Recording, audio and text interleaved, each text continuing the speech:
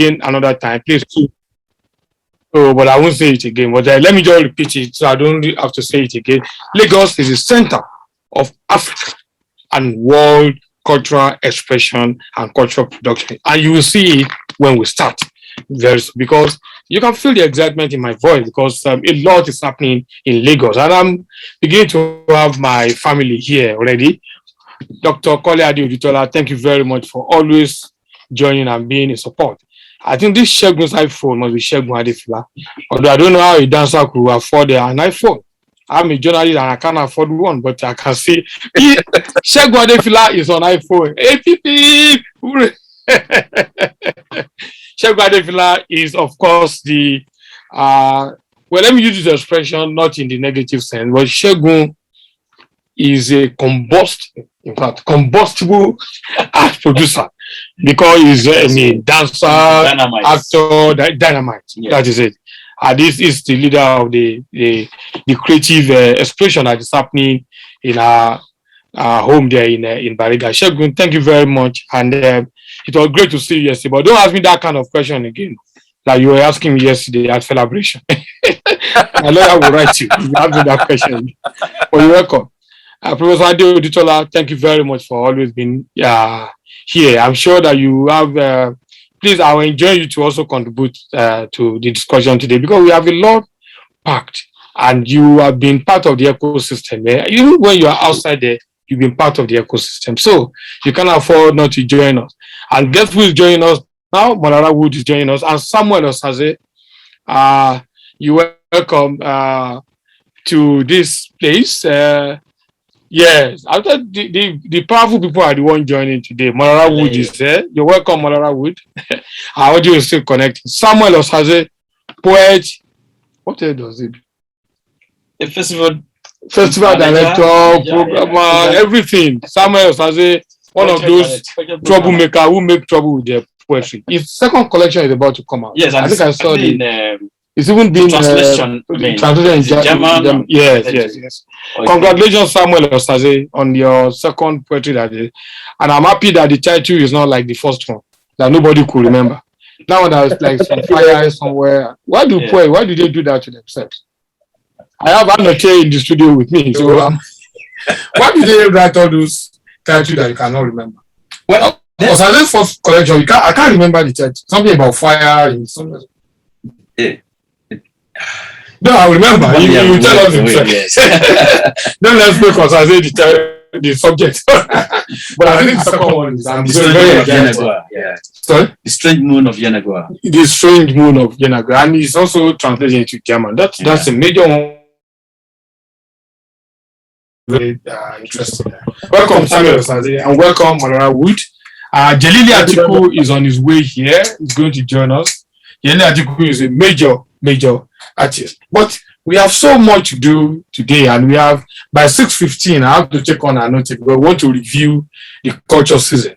That's why he's there, because he's been writing virtually on all of them, just like most of the house writers. But I think he's been very consistent on all of them. So we're going to be talking about that, and we will also the celebration yesterday. Celebration is on. Yes.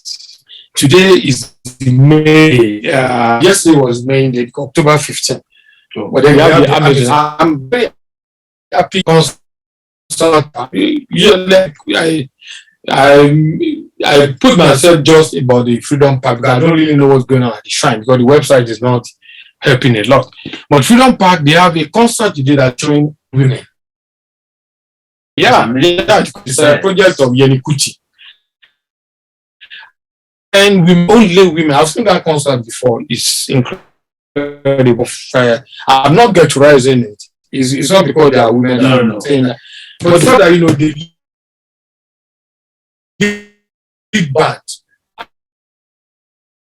And they are not just, so when we're making decisions, Master is market for performing art. So we're making choices. I'll tell them, I say, why is the lady standing there and they don't put them on stage? They should be the one on stage.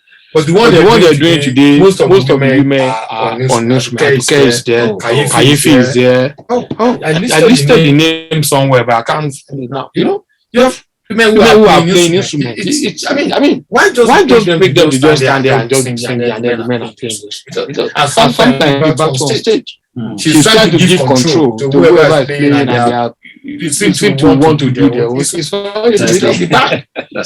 That's true. Very, I'm very happy for what is going on today. The women are arrived. Yes.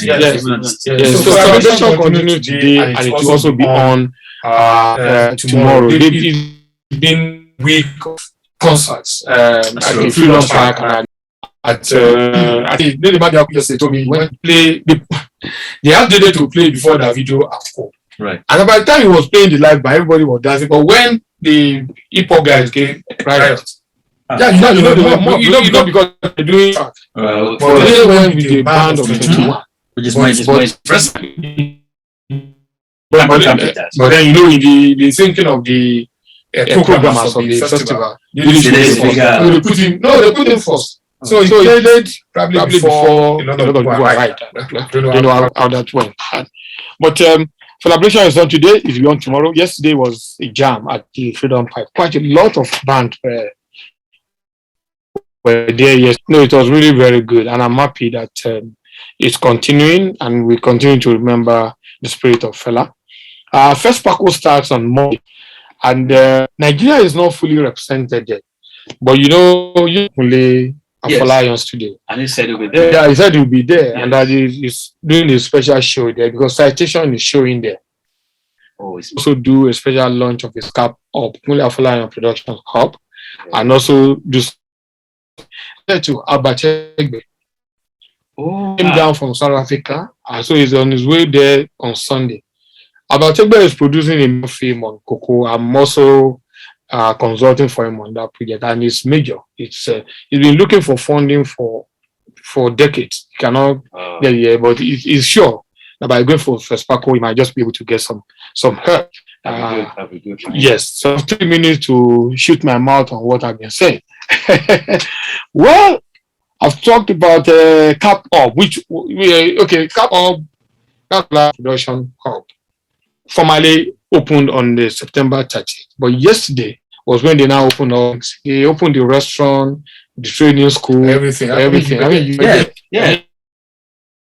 mean, beautiful place. You know. Yeah. So they opened formally yesterday. So I think the project on and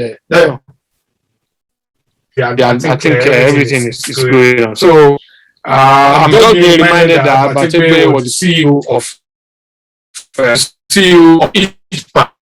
the television producer association of Nigeria. And people who don't know him, Abategbe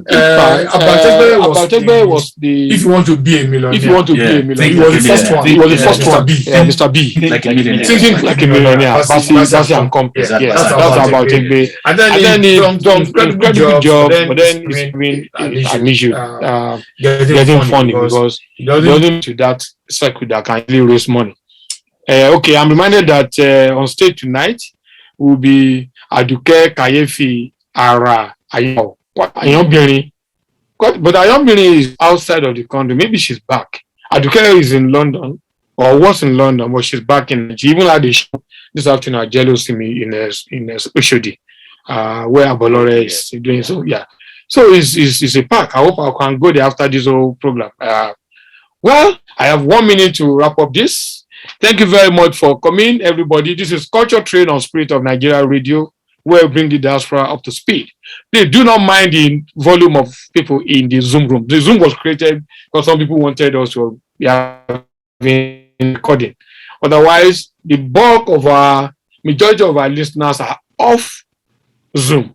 They are in the diaspora because this station, and that's why it's called Spirit of Nigeria Radio, broadcasts more to the diaspora, not necessarily to here. But since we take our content from here, we try to be having here. Guess what? The diaspora people are here. Malara Wood was in the diaspora, but she's back home. Shegun Adefila is in the diaspora of Bariga. That I can tell you. And someone else has a diaspora of Ketu or somewhere. But it is Culture Train. We just take a 2 minutes music break, and then we'll be full review. And I hope you are set for me. Good. Thank you very much. And JELILI ATIKU is I think it's now downstairs that you may have to check. So we take a short music break and then we'll be back. Thank you very much for coming to the culture trade. Yeah.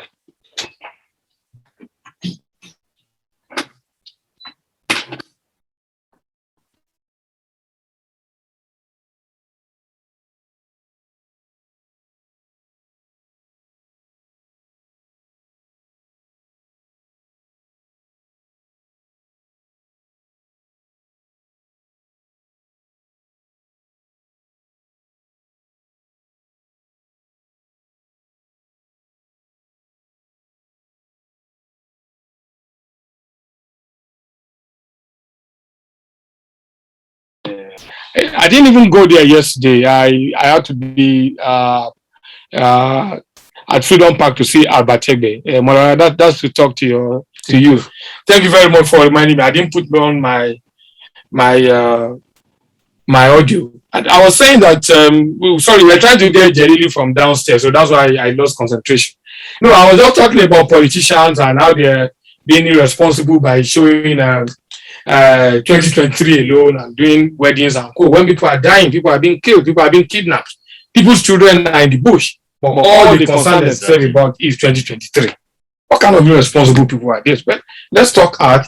My executive producer said I should not be talking politics, so I'm not talking politics. I just made that comment. But you're welcome to Culture Trade on Spirit of Nigeria Radio, where we bring the diaspora up to speed.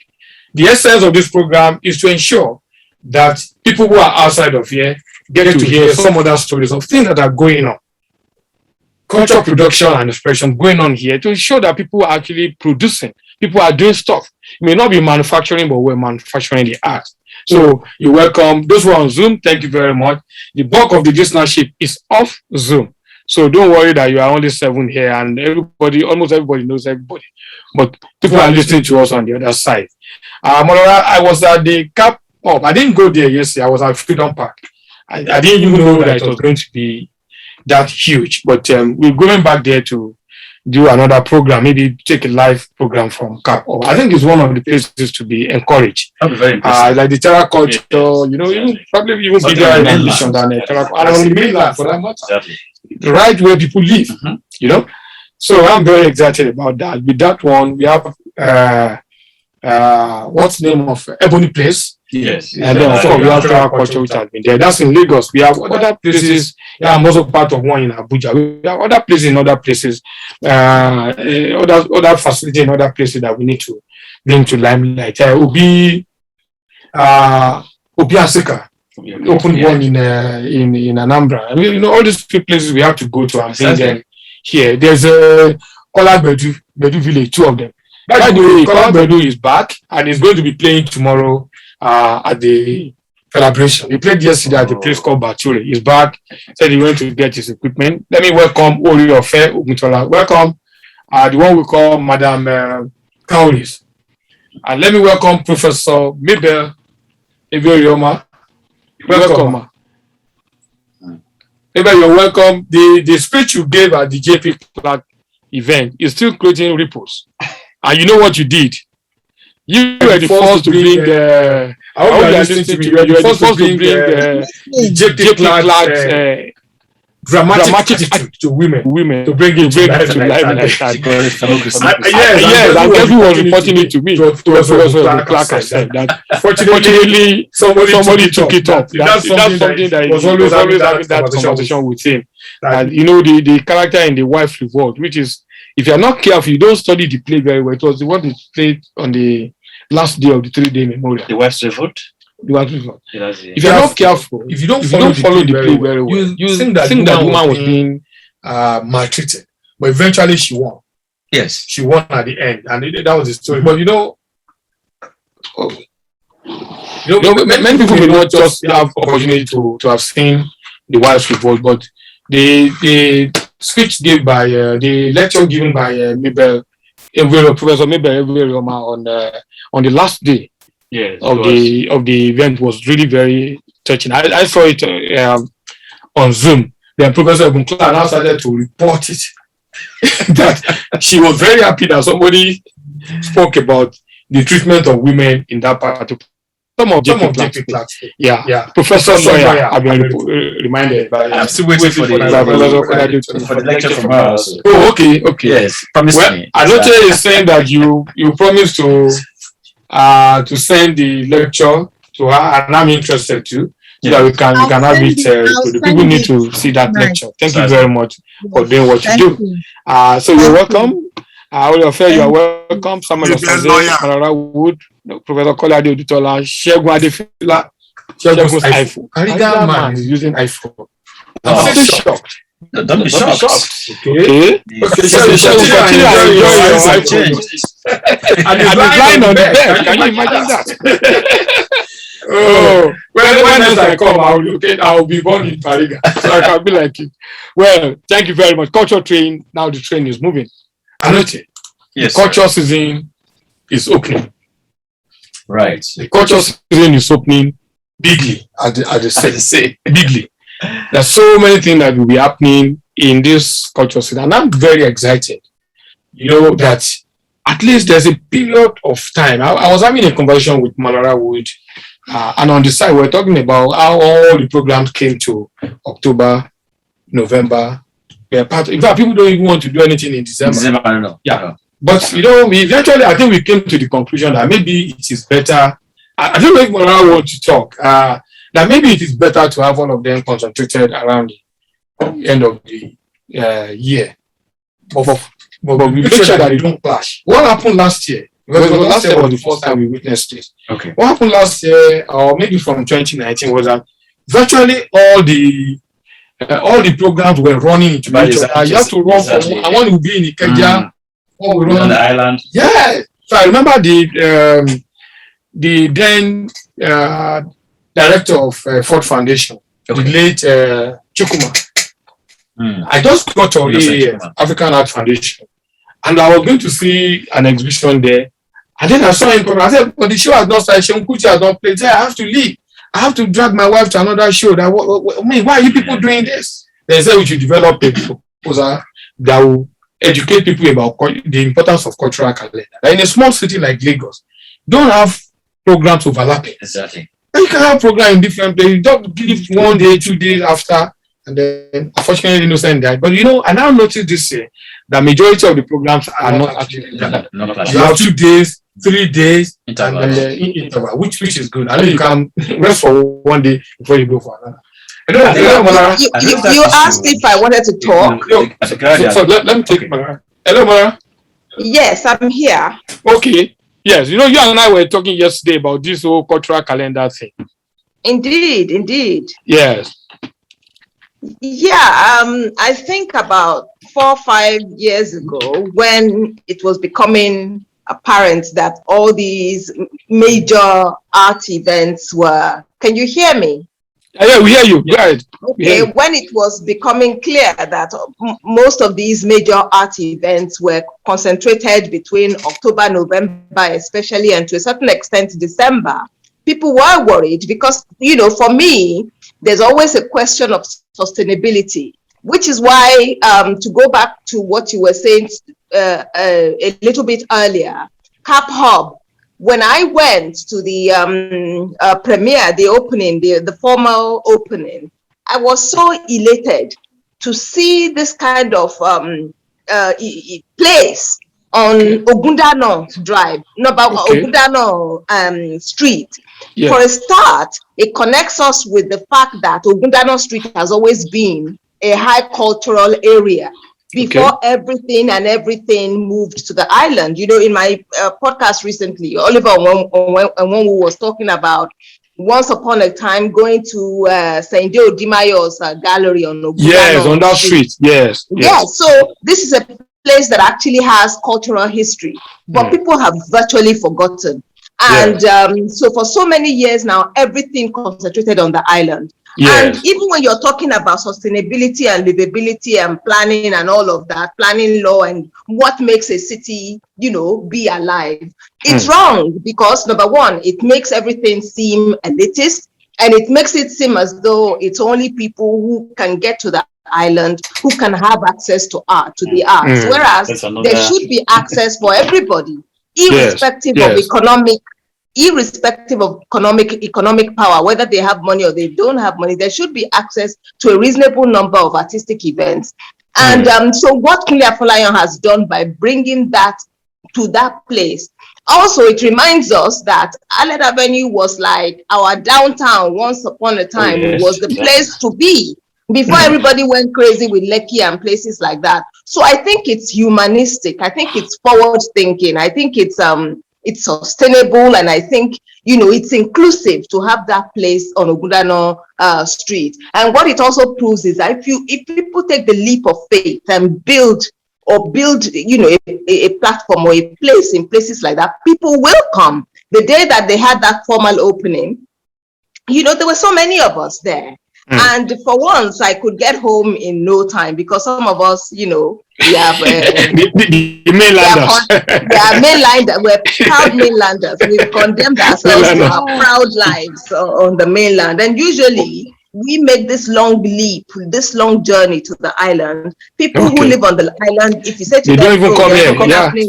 Yeah, they don't come. Yeah. They don't come. Well, but then let me put you on the spot before I bring in Professor Kole Adeodutola. Are we not being discriminatory? Because in Bariga, the Bariga community, they formed a huge culture producing center there.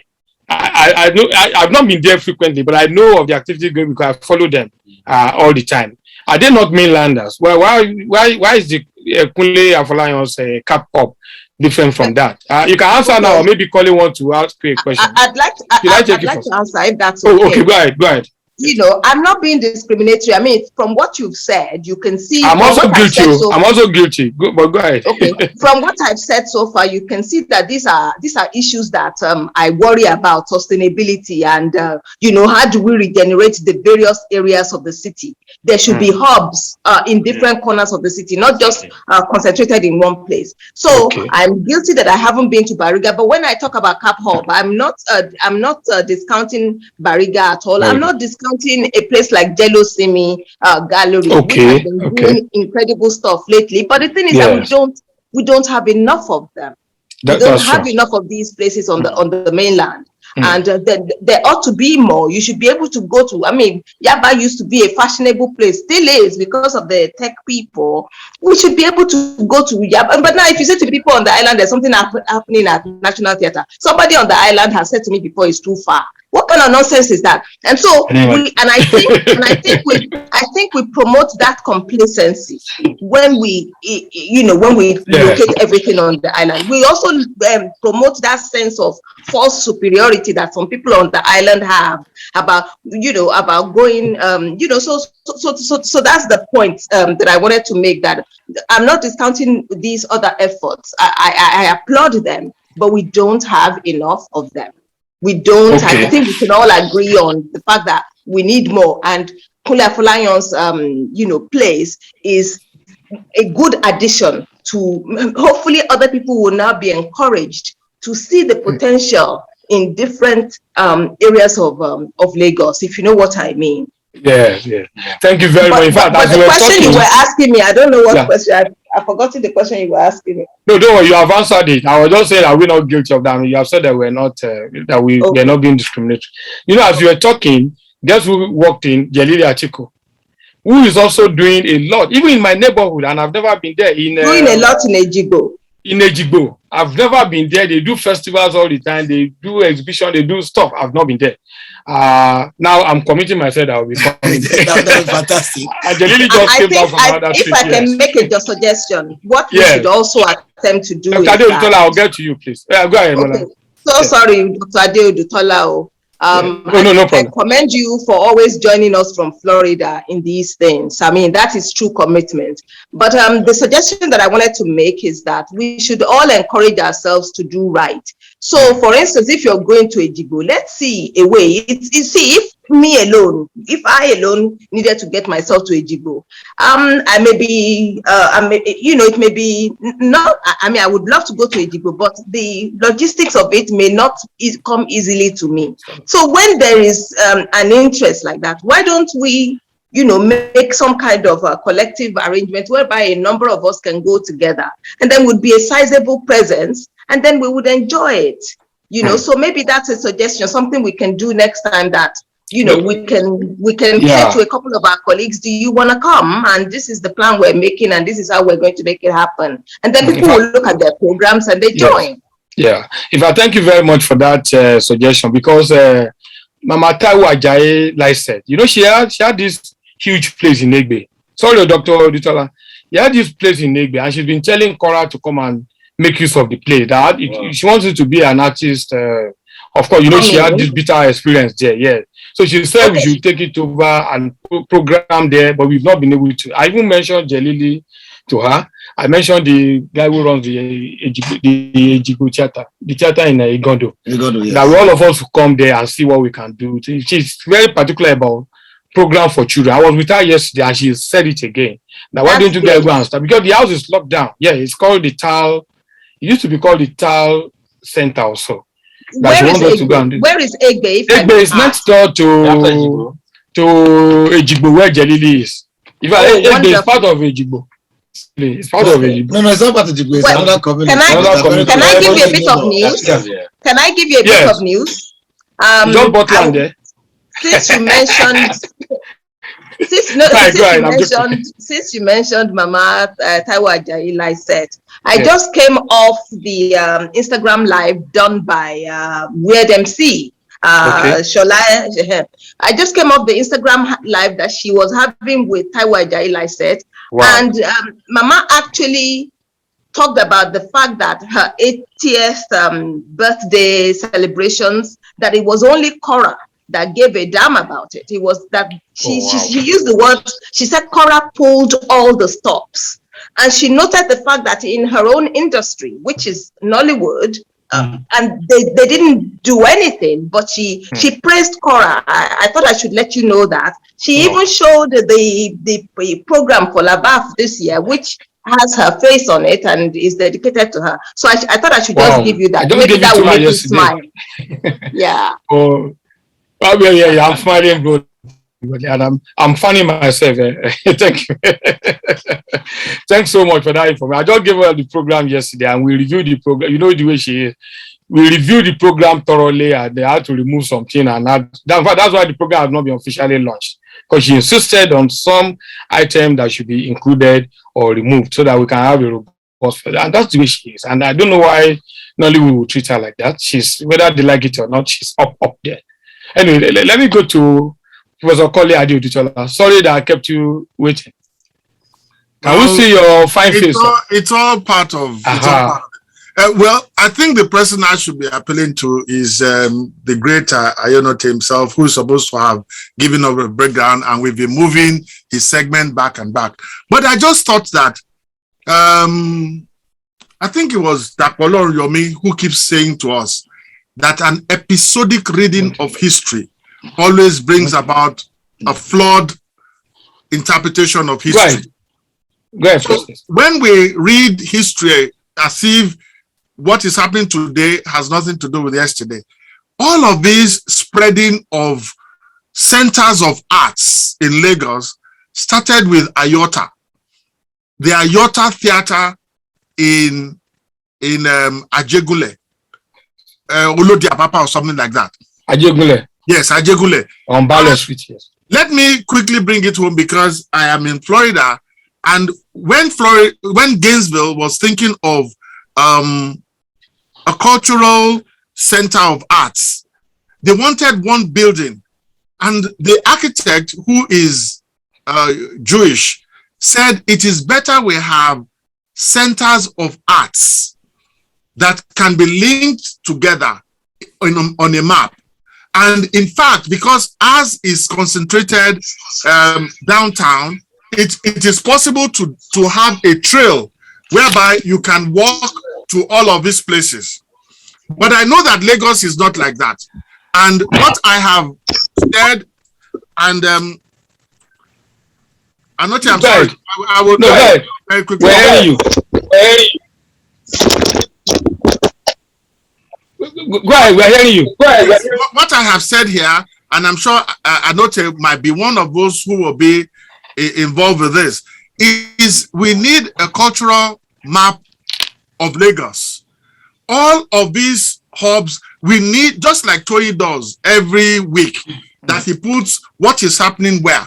We need to disaggregate the city, mainland, island, Agege, Egbeda, and the rest, and map out these places that are there. We've always had it. We've always had these centers of art. Yes, Segun has been with Barrick. The thing everybody will give to Segun is his consistency. You know, before Segun, we had Jazz 38. Before Jazz 38, we had the museum kitchen. You know, it's and the way the arts and culture is in a developing country, we cater for different levels. No matter what we do, the Fuji, those who are into Fuji, they know where they go. In my time, if any new record comes out, we all will troop to Jeba. Jeba Neoigbo. That's where they play the music, and we all will be there, and then we'll have a discussion about how Obe is. But anytime there is, all of you, the friends of Molara Wood that wants to go to Egbeda, will simply call on that transport. It will take you there. He will wait and take you back to your houses instead of all of you driving in your cars. Because Molara is using the word sustainable. When we call German or we call somebody that has a car today, let's kukuma make it commercial, but let it be run by the associations, so that whatever little amount of money is made from it, anybody who wants to go will know that you will shake body small. No, this will be my own idea. As fuzzy as it is, we can still discuss it. Thank you very much. Yeah, thank you very much, Professor Kole Adeoditola. You've spoken so professorially about this, and I think it's a project that we take on. You reminded me that Cora was publishing, that's Committee for Relevant, we're publishing Lagos, the City Art Guide, to guide people on where to go, and we will segment to mainland, to National Theatre, to different areas. But then, you know, dreams die in this city. But I think it's a project that is worth considering. Especially since we've identified these ops. We've just spoken about Ejigbo, we've spoken about Bariga, Ajegunle. You know, things are happening in places, but it's not coordinated. That's what you're saying. Anyway, thank you. I think we'll get to talk more about that. JELILI, welcome again. Or we have not allowed you to rest, and I don't drag you to the studio. But we'll get to your. Is there something you want to contribute to? I have the feeling to call Professor Ngweri or my wit, but she's a teacher. They make easy money. They don't rely on cultural production. You know, they're always on strike and collecting big money. The professors. You know, she's a lawyer. I hope she's not listening to you. I heard you very well. I'm in trouble. I heard you. If you know, the kind of thing we're saying about Lagos, I'm not sorry, I'll get back to you. Does it happen in Abuja that you have all these cultural events happening and they're overlapping, and you know, there's no, because what Molara has thrown in is a keynote sort of. We need to discuss it. That people have program and everything is jamming together, and we have small artistic crowd, small audience yet. We've not grown the audience. But that's the worry of Tony Akinshi always. And we've not grown the audience, yet all of us will be piling up in the same place at the same time. Do we have the same problem in Abuja from your observation? Well, sometimes we do. In fact, today I had to juggle between joining this meeting, that of Jerry Adeshewu of What the Hunters Saw, and then in a few minutes we are going to have Professor Taniro Jaide's book launch. Sometimes events clash. I know we have some pockets of performing spaces in Abuja. There is one along the next road. I've forgotten the name now. Then the Cyprian Ekwensi Center is there. Obvious. We also have the departments across Abuja where theater arts is studied. Okay. But the ferment is has been created by the embassies, cultural attaches, who on their own deliberately sponsor performances, sponsor readings, sponsor book reviews, and even real theater to, a pocket of patrons from the diplomatic corps, top civil servant, and sometimes the hoi polloi of the society. Be that as it may, the important thing for me, from what I have heard and from what I sense going on in the culture sector, is that eventually we are going to have, what I call a purely proletarian art. Because in as much as art would reflect society, sometimes society deliberately wants to reflect a particular kind of art depending on the social context or circumstances. You've talked about different, micro performance institutions coming up in Lagos. We have them here in Abuja too. And with time, moneyed performance will fail.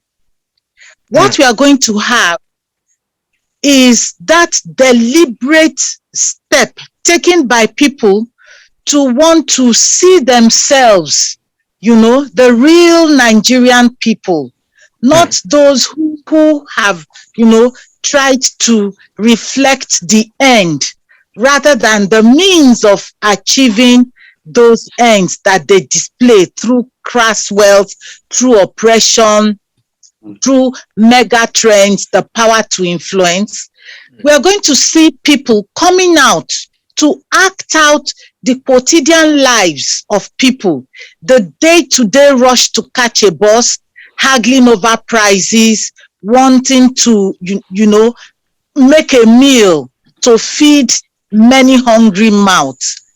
We are also going to have more theaters speaking truth to power, telling government you cannot continue the way you are continuing.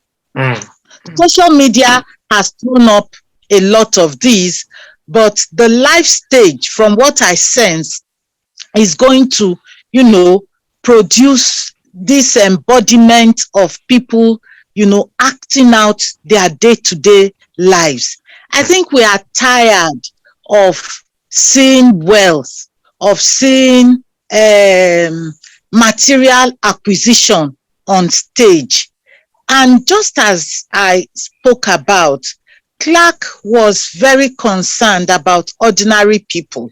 So I believe that the theater of 2022, 2023, and thereafter would showcase ordinary things that would quietly help us to look at those values that we seem to have forgotten. And above all, the Africanization or the Nigerianization of our art forms is needed. And I think local identities, local concepts, local themes, local issues are going to be recreated in order to drive home that humanity or humanism that Omolara Wood talked about. We have to see ourselves for who we are. And so I return to the first point I made, that money is going to fail. It's our connections, it's our connectedness that will see us through the trying times. And I see more plays highlighting this. Thank you. Well, thank you very much. For that's like a keynote. But we love it. Just for correction, Molara would prefer to be called Molara Wood, MW for short. Or if I want to remind her, Alaja Pako. That's coming from Creativity, which was founded by Kole. Many people didn't know that Kole started Creativity. in those days. Some people appropriated it, but I know the story because we were here when it started.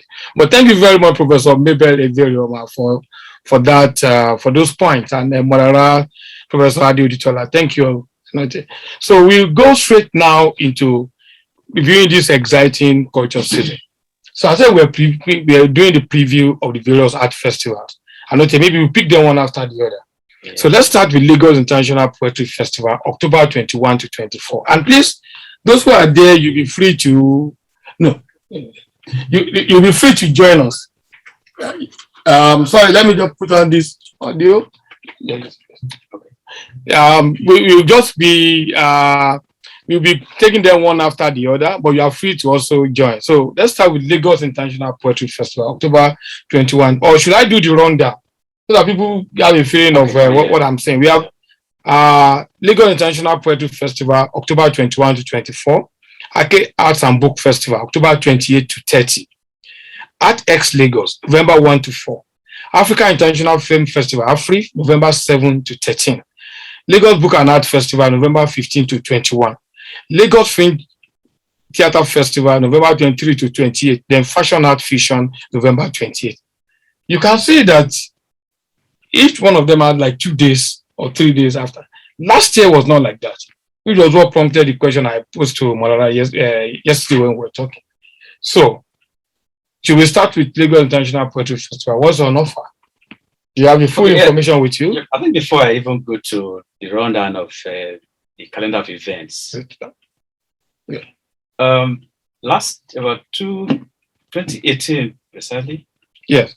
I hope it's audible enough. When I was still on the arts desk at the Guardian, I actually made an issue out of it, but I did about 2-page expose on the clash of programming in Lagos of these art programs. And I felt that it was, it shouldn't be. And some probably made a case, like Monora Wood said, about making this period the tourism period for Lagos, art tourism period. So people look forward to it every year. And I then began to have a rethink of what it actually was. To say, okay, it's not a bad idea, but the programs should not overlap. There should be space of 2-3 days, so people take a breath of, so you can do what to the next one. And I think, whether consciously or unconsciously, the art programmers have in a way responded to this need, idea. Yes, to space the programs a bit so that people can have the opportunity to, move from one to the other. Now, Lagos International Poetry Festival. Before you go to that, now that you're saying this, there's even a bigger issue for me. Okay. Most of these festivals are concentrated in Lagos. Monora, you remember that we discussed it yesterday too. They are in Lagos. Some of them who are even outside of Lagos are moving here. So what's happening in other places? Why is Lagos alone the center for this? Well, I think maybe Abuja. Abuja, yes. Abuja just finished the Abuja Literary Festival. Okay. About 2 weeks back. Okay. Yes. And then we had the Koramo Writers Festival as well. Lagos. In Lagos. Yes. Also, we had our elder, the memorial for Professor J.P. Clark. Okay, last week. Lagos. In a sense, kicked off, the festival of events in the city. So I think it's about the capital. It's about being able to raise funding. Now, I was in Oka and Ujotu for Sobokibo International Poetry Festival. That was in August 22nd to 25th. And ordinarily, one would have expected that the Anambra State government would buy into that program fully and actually run with it. Although, of course, one of Christopher Kigbo, his stature, as a writer, is, when you count writers from the Southeast, he's probably after Chibe, perhaps, is the next person you're going to call. But the government is a bit reluctant to really be fully involved. Although one of us who is also in government, is one of the drivers of that festival. But it's on an individual basis. the government is not really fully involved as such, the way we would have expected, which is a problem. So when you don't have that kind of financial muscle, festivals are expensive business to run because you provide venue, you provide equipment, you mobilize people, you mobilize resources. It takes quite a lot.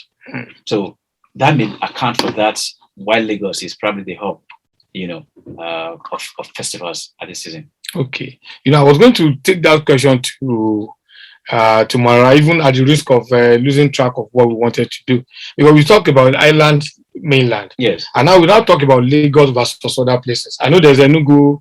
In fact, when we started programming, we said there should be book event in every city. So we're happy when Abeokuta was happening, Enugu was happening, even sponsored by ESA, sponsored so many other ones, satellite want to be happening. And unfortunately, everybody just went out, and then we're back to old Lagos. And so anyway, so let's go. The man in our good friend in Enugu, Enugu Coast City. City. He laments lack of funding, even as a publisher himself. He finds it difficult to sustain that, and over time it began to go down. Yeah, and Podako used to happen. And then that one after everything just went off. Well, hopefully, and what is surprising for me, which is why I'm happy that Professor Adi Oditola and Mabel are here, and Nomarawu just dropped up. Most of these cities have universities. Exactly. Why is it impossible for a university to create a festival program or a program that is from the university but to the town, not necessarily stage on your campus? Yeah, because when I was at University of Ibadan, we were doing events all over Ibadan that were even more popular. In fact, the school had to tell us to slow down. That because we're always outside there to any money, just as dancers and youth palace and all those things. Why is it impossible? From what Professor Adi Oditola said about what they're doing in Gainesville, that the community, they think about the community entirely. Here, Unilag will say they are doing a carnival. The carnival does not leave the campus. They do theater festival, it doesn't leave the campus. And the public is not, the idea of a campus that is situated in one place, which is unlike what happened in some places in the UK, that you are inside that campus means that people assume that it is just the campus. The town does not come into the campus. If you put that thing on a street or somewhere near the campus, people in the community will turn up. Some persons have said that the universe has left Nigerian universities. which is a very, very dangerous thing. But if you follow the trend, that's exactly what it is. The universities, they ought to be, while as undergraduates, there was that town and gown concept that was really driving processes. Where back at the University of Benin, where I attended, we used to go for ANA events. ANA would bring their events also to the campus. So there was that reciprocity between the campus and town, and even other art and culture programming. But these days, it's just a few universities who have managed to keep that tradition. University of Lagos, I commend them for that. They're always doing things. They're always bringing writers to the Department of English. Ibadan too. But they don't bring their own writers out. That's what I'm saying.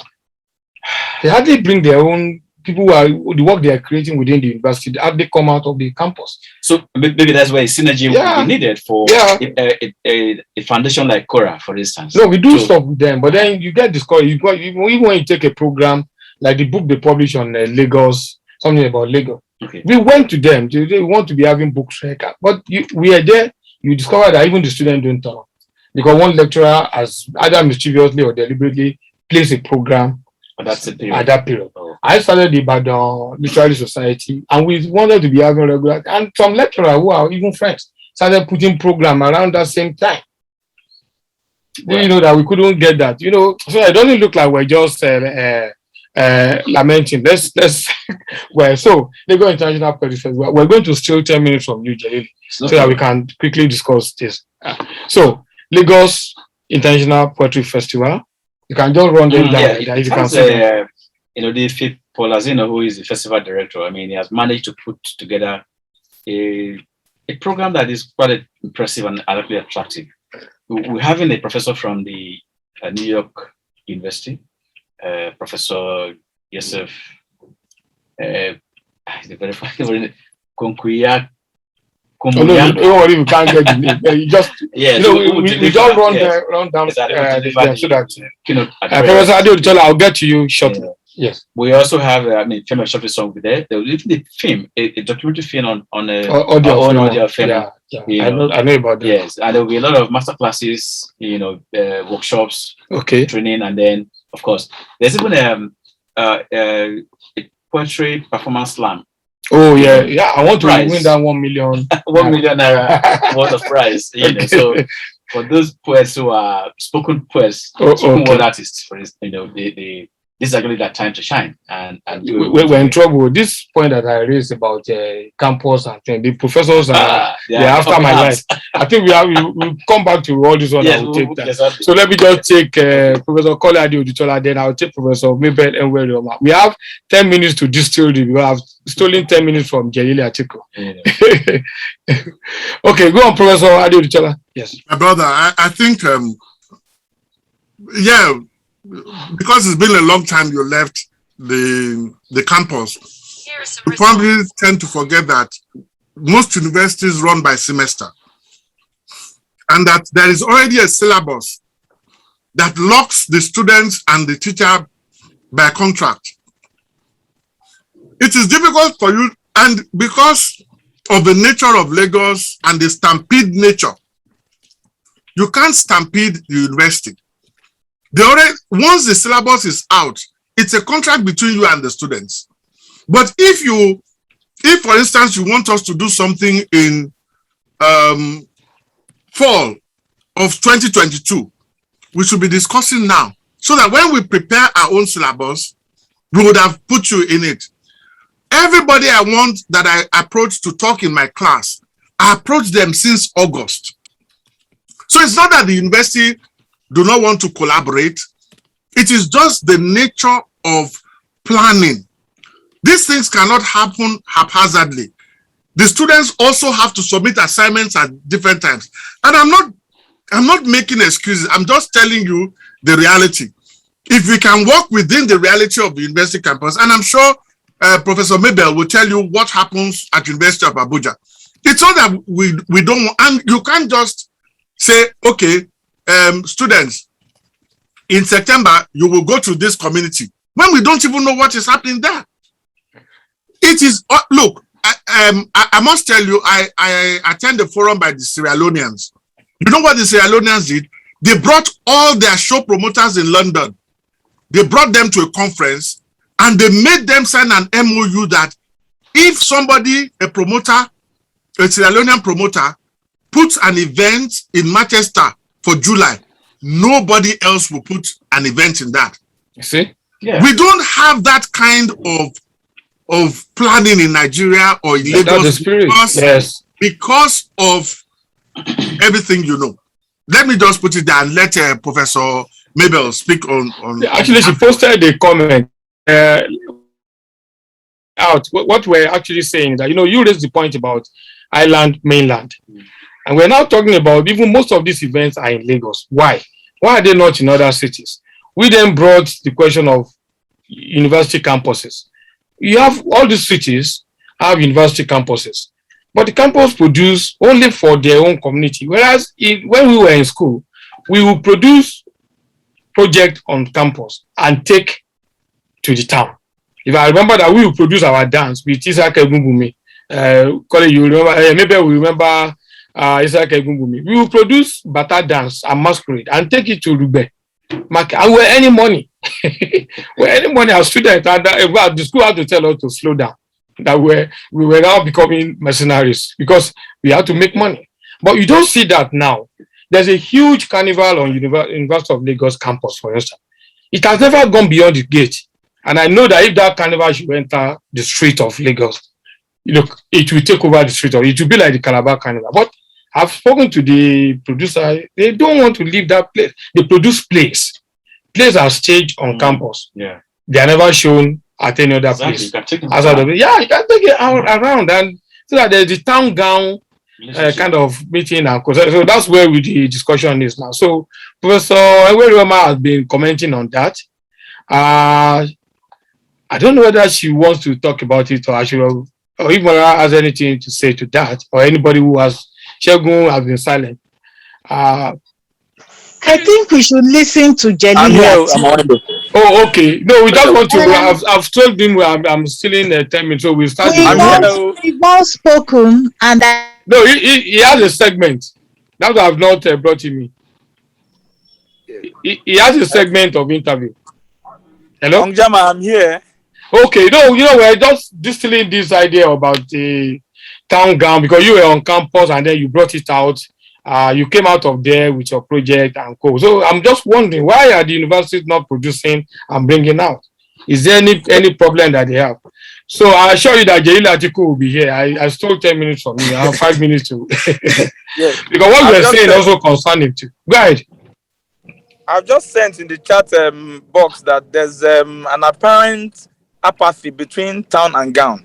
Okay. Because as an undergraduate at the University of Lagos, I know it took us a bit of effort to run out of the campus to come and attend events organized by KULTURE. I mean, that's where I got to meet.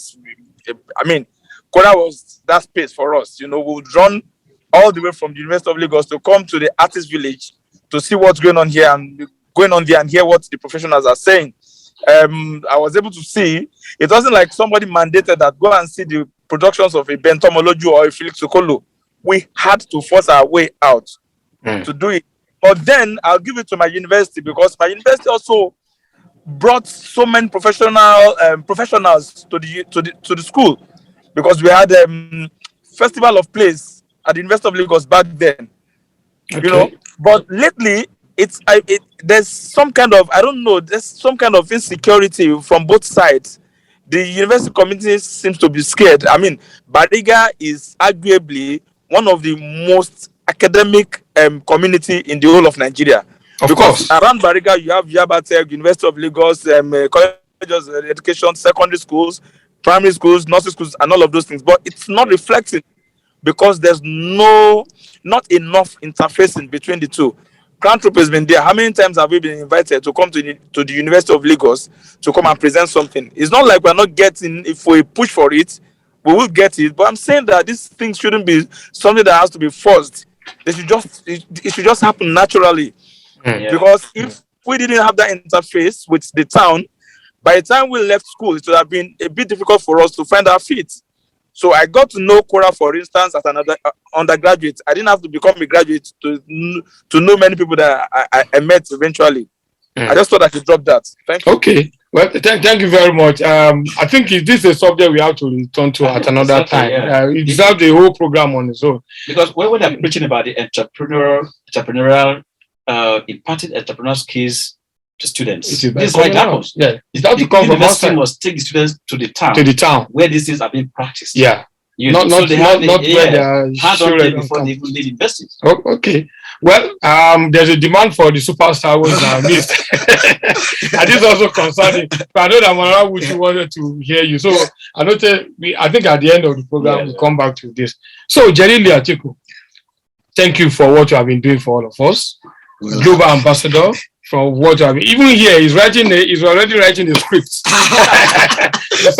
He's taking my studio time to write the script. Our lawyer will write. Dario, remind me, our lawyer should write it. For using our studio to write the script. Welcome back. Thank you, sir. The last time we spoke to you, Amaratu was there. You were in Paris or something? Yes, I was in Paris. Yeah, well, what name was the woman again? Saint Denis. Yeah, with the beautiful Ashabi Oje. Yeah, we're trying to get the video, but it has been deleted from my phone. But hopefully, if you can get it from you, and then, so you just came back. So where were you this time around? Well, I hope people can hear you actually. Yes, I was actually in Amsterdam. Okay. 3 cities in Netherlands: Amsterdam, Rotterdam, and Utrecht. So then I also went to Paris again. But let me quickly say something about what Shegun said earlier about the interface of community and the university. Okay. Because I just came back from I had master class for students in academy, in the universities, and you see the curriculum is built towards the student must be able to interact because they are being trained to go into the community. Exactly. Okay. So if you keep them in the university, you don't integrate them, now they become a problem.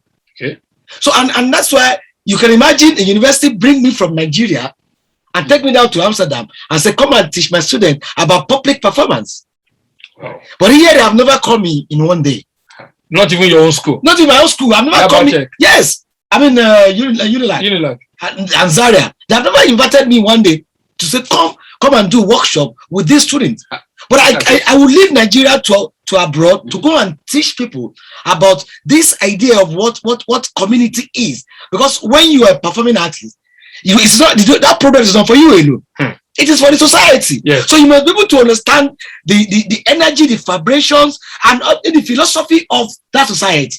Wow. So you are teaching them theory. They're inside the house and they're learning the practice and learning the body, how the body is supposed. They must have to learn the community too. Because these are the people who consume your work. Sorry. So you must have to interface them. It's not about whether, yes, we know, of course, every school has curriculum. Yeah. But it must be built in it. You must build that curriculum. Yeah. Fact, community interaction must be there. Part of it. Yes. Yes. Okay. Thank you very much for making that contribution to that. So you are in Amsterdam and you are at this show. What was the show? I wish you could play some video, but let's just go on. I mean, the show in Amsterdam was Afro Vibes. It was a festival that I've stayed for almost about 30 years, where they bring artists from Africa to come and perform in Amsterdam or in Netherlands, where 3 cities for about 13 days. Okay. Yeah, and it is quite loaded, you know. There's also discussions, and the discussions boil down on the what happenings in Africa in relations to other continents. You know, kind of a robust conversation that I was actually impressed because I was one of them now. So they had a film on me. They did a short film on me. That film was screened on that day, and there was that discussion about the content of the conversation in the film. You know. So I also made performances and conducted workshops in 3 universities over there, and also masterclass also. Okay. So, but before then, you were in Paris, right? Yes, I was in before the Amsterdam. I went to Amsterdam. Then from Amsterdam, I went to Paris for another event. Okay. Which was called Performative Africa. That is Performative Utopia. Okay. You know, looking at Africa, you know, the energy that comes with Africa in the performance, and also all things that has to do with because they know that performance is part of the African culture. Exactly. You know, so they tailor that event to let the world see this performative from Africa. So all of us that were in that most of us are African. Let me ask you, if you were to give a rundown of where you have been to, because you are always outside of this field, and then you show up and then you are in Ejigbo. Can you just give a quick rundown in another 2 minutes, and then we can engage? I would like other people to ask you questions too. Well, it's very difficult to give a rundown. Let's say after the corona, the breaking of the corona, lockdown. I just came back from India, and at that time, the next week, the lockdown broke. Yeah, India. That's where corona. Okay. No, China.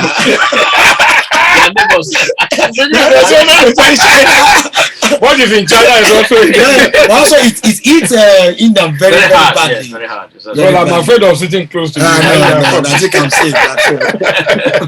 So after that, I was locked down, but that lockdown also helped me because it made me to go to help my community, because that lockdown really affects us. Because Ejigbo is a community of low-income earner, where they are living their income daily. And so it become really hard and tough. So we also find a way to subside that trauma by providing and asking. And so I was in the front line, trying to check family, are you okay? That was really hard for me. But are you doing that because you are going to be, you are from the ruling? No, it's not because I want to be. It's because I'm a community person. You could imagine when the king got me arrested, about hundreds of them came out and protest and went to the police station and said, no, you will not let this person leave that police station. So it means that the community are for you, and you must have to be for them. You know, because you are part of it. You can, if you go to my, that's why I feel comfortable when I want to do a performance there. I don't announce. So they become my security. You know, and so if anything happens, you have to be there for them because they're always there for me. Wow, you know? This is quite interesting. Well, this is JELILI ATIKU on Culture Train. This is a global ambassador for performance art, and he's live in the studio. You could have done it by Zoom, but I insisted I had to comment. So, in case any of us has a question for him, please feel free to ask. So I'm not the only one asking questions. Even you are not. Hello, Marara, do you have a question for JELILI? I know you followed his career. It's a performance. Yes, I was smiling to myself when you were asking him for a run through, because I follow his Instagram. I follow his activities closely on Instagram, and even I lost trail. I lost track. I couldn't tell. One day he will be in Amsterdam, one day I'll see him on a street somewhere, you know. So he's really, you know, it's really been so active. It's great to see.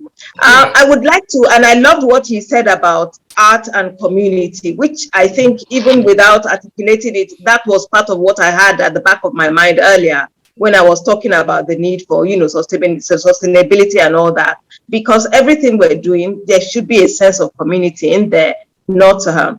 But the question I'd like to put to him is if he could please address, you know, the body, what he does with the body, and the body as a performance tool or artistic tool.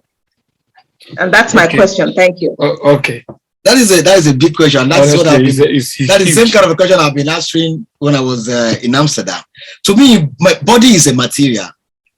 And it's a material that contains with the memory of the community and the memory of the individual. And that material activates in the audience, you know, deep philosophical content, and also social content, and also religious content. It all depends on the way it is put to use. So it is a sacred material. That's if it's like I was telling somebody that, assuming I want to perform, that I'm putting Arabic context in performance, and I put on a garment from the Arab, then I have a Quran, and I begin to toy it. You know that could be so strong to some people who could not. I may be killed. Yeah. And because the body is situated immediately in that, and people begin to read meaning into that body. For example, they begin to read meaning to it. What is a black person, an African person, tearing up this material? So the materiality of body and the sacredness of it it activates a lot of reaction and a lot of philosophy in the audience, and it's from that perspective that I use my body as a material. Thank you. Using your body as a material. But okay. I ask, at what point did you discover your body as this material for performance? Well, it was through research, and that was kind of a revolution, because I was trained. I grew up in Islamic way, which is I was trained in the Arab way. But at a point, I was feeling that rebellious in me. For example, I keep asking myself, I am a Yoruba person. I want to pray to God. I use the Arab, and that Arab, I don't even understand more of it. Then it now give me that feelings of become a very low human, you know. Then now asking myself, when I was also in the university, what is the form? What is the pure artistic form in Yoruba? Yes. And so it was that research that brought me into, it is performance. For example, look at the Google.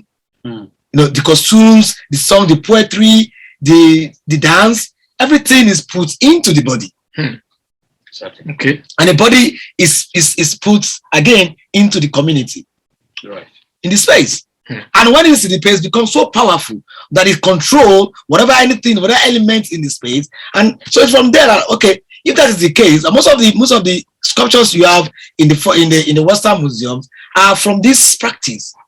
So, and I decided that, okay, if that is the case, then I'm going to focus my work on performance. Even my painting is put into my body. Okay. My drawing is put into my body. Okay. So it becomes like the platform where it's like a kind of platform where I assemble all the materials, the objects that I collaborate with in a performance. I put them in the body. Okay.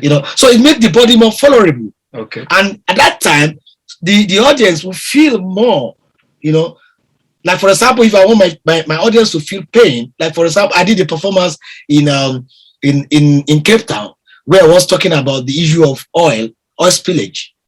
So in that performance, I got used oil from the car, and I pour it on my body in the space, and a lot of them were like, "What?" And the odor coming from that oil. When I started, almost about 200 people in the studio. I mean, in the museum. But before I finished, almost about 70% of them have already left. And that is the feeling. Yeah, because of the shock. Yeah, the feeling that I want them to get, that the oil spillage was not only destroying the health, it destroying humans. If that's the question that Professor Adi told us, he said, how easy is it for the audience to consume your form of art? So that's what you are speaking to. So you can continue. The audience will go, because I speak with human beings, and human beings have memory. So no matter what, when I do my performance, you will connect to it. There's a particular object that will strike you and which will ignite the memory. You connect to your memory about a certain thing, because we are human beings. So, and human being has this archival body, of memory archival body, that you tap into at any moment you are confronted with visual image, with performance, with poetry, with everything. It will remind you something of your own. And that's where the conversation will start from. So within the audience, there will be certain conversation, which I tell a lot of people, that's what I cannot control.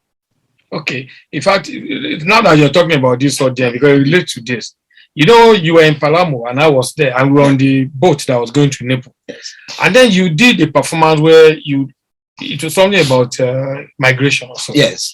And then people were having dinner and drinking wine, and then they came out and saw you on the floor at the door, at the entrance, and they thought it was a dead person, and everybody had to skip. No, you really have to jump over him, and I could see the shock. Now, some people ran back, and when you have that kind of shock in the people, don't you think it could be injurious, even to you or even to the people? Because of course, I've just talked about the vulnerability of the body. But you asked me, what is that feeling that I want the audience to get in that performance? And the first of the feelings is this: what is our own reaction to this issue of migration, those who died in the Mediterranean? Because the performance was done in the ship in the Mediterranean. How do you react to knowing that a lot of our own people are dying in the Mediterranean? And that boat was on the Mediterranean. Yeah, so do you just look and just go? There was nobody who come to say, is he dead? Is he alive? And you were skipping. Dead body. And you were skipping it. And that is what I wanted you to feel. That most of us ignoring these things. Right? And the shock is also from there. Like, for example, I had this performance in Venice, where I asked the audience to throw egg on my face. I would do that. so at a point, one person take and throw it. The fourth person could not do it. Because they were not feeling, and the performance was titled, "My eyes are bigger than my mouth." Which was the other way we say that we don't say a lot of things now. So it make it become a less human being. We don't have feelings any longer, because when you have feeling and you feel something, you must have to express it, and that is the quality of being human. Exactly. But we shut our mouth most of the time, and we don't say anything again because we don't feel it directly. So, and that was what the performance was like. We will lead you issue of migration. We don't say a lot about it. Millions of people are being perished in the Mediterranean every day because people want to escape this economy, and so they have to go. Everybody want to live good. Nobody want to suffer. So when they're trying to move into like I say Ethiopia, into the state of Ethiopia, and suddenly they couldn't they perish. How do we react to it? Do our government react to it? It's by reacting to it by making the economy more better. But they are not. They don't give a damn. You support them to action. Yes.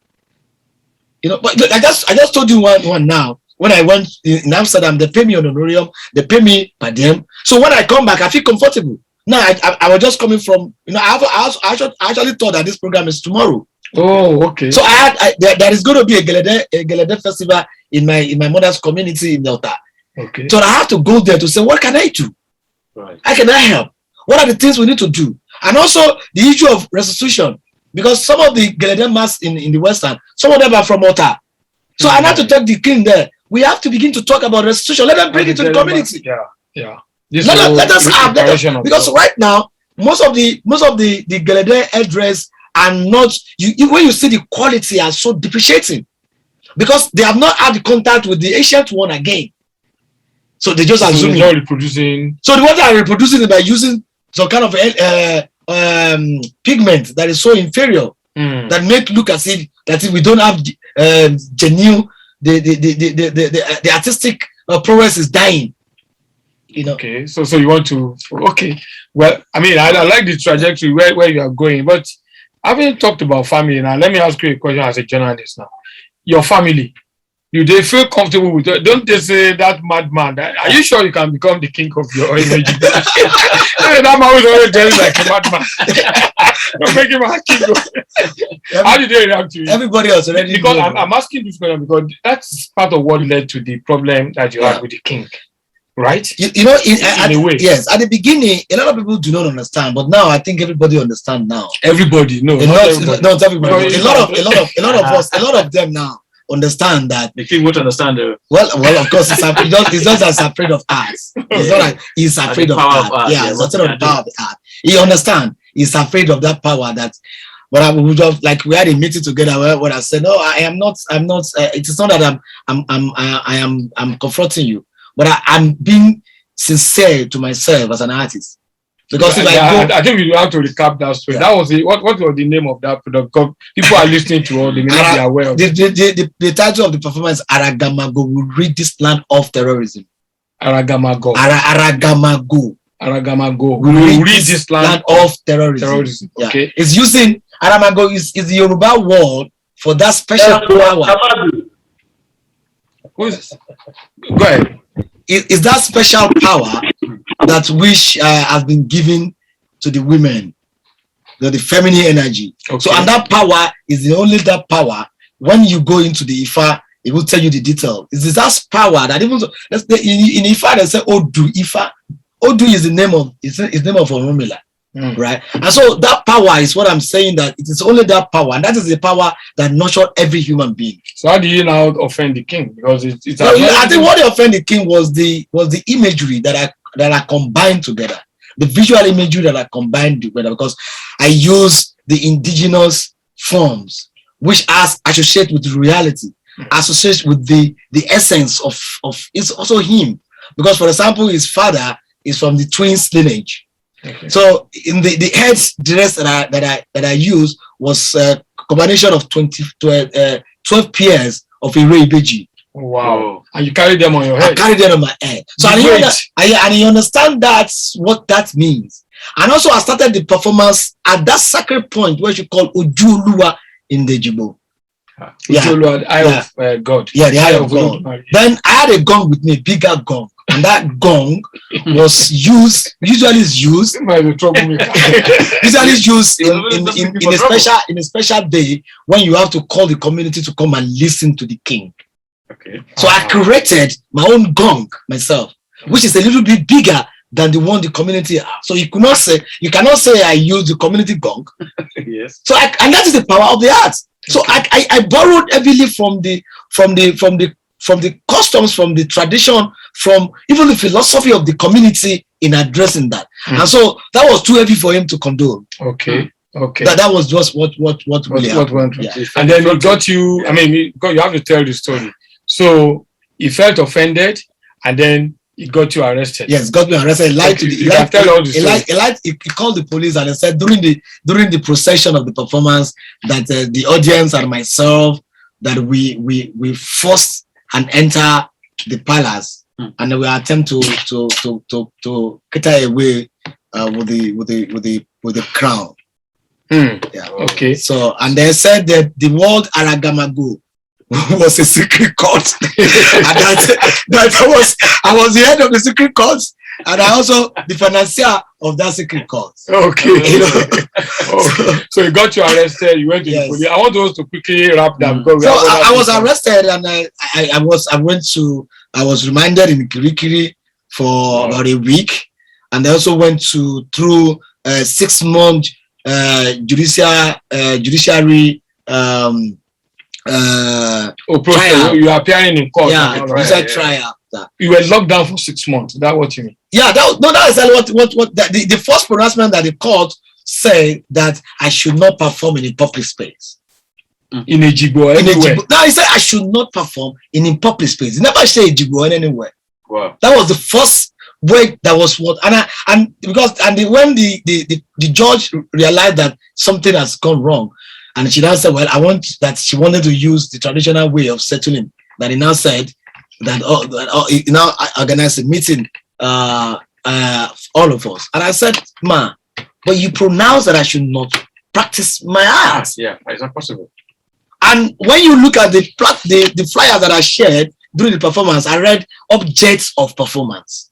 So everybody will know that it's actually the performance. And the funniest thing is because of the performance, because I know that the king may react. So I took a letter to National Assembly to inform them a week to the performance. So if the country is one of those countries that is the system warm, that won't be that arrest will not be. Exactly. That arrest will not be. Okay. And that means the police will have sent somebody to come and witness it. And if something is going to be anything, then they will. So nobody. The police passed through the performance about 3 times. But at the end, we are arrested. We went to Kirikiri, so the whole world stood up, especially the art community in Lagos State, they stood up and said no. So, and that was what saved me. If not, I would still be there. Wow. Okay, well, what lesson had that taught you? Did it teach you to now calm down on your art? Did it? I think it gives you more power to know that. No, not even to restrain. No. The second, I got arrested the second time. It was that one was not. We didn't blow it because the king now understand that no, this may turn into another thing. They begin to tell people, let us resolve this thing before I went to Kirikiri second time.